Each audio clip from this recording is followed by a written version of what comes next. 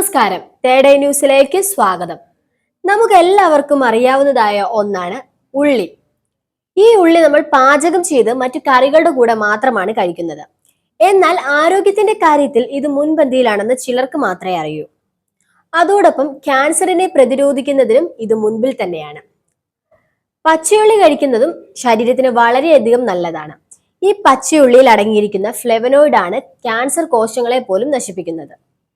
രോഗപ്രതിരോധ ശേഷി വർദ്ധിപ്പിക്കുന്നതിന് വളരെയധികം സഹായിക്കുന്ന ഒന്നാണിത്.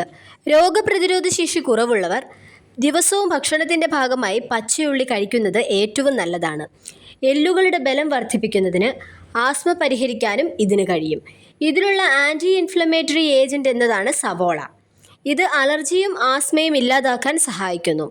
രക്തസമ്മർദ്ദം കൃത്യമാക്കുന്നതിന് മുൻപിലാണ് ഉള്ളി. ഇതിലുള്ള സൾഫർ കോമ്പൗണ്ടാണ് ഇതിനെ സഹായിക്കുന്നത്.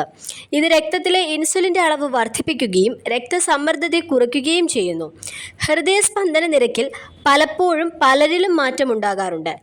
എന്നാൽ ഇതിനെ പ്രതിരോധിക്കാൻ പച്ചയുള്ളി കഴിക്കുന്നതാണ് നല്ലത്. പാചകം ചെയ്ത ഉള്ളിയേക്കാളും ഇരട്ടി ഫലമാണ് പച്ചയുള്ളിയിൽ അടങ്ങിയിട്ടുള്ളത്.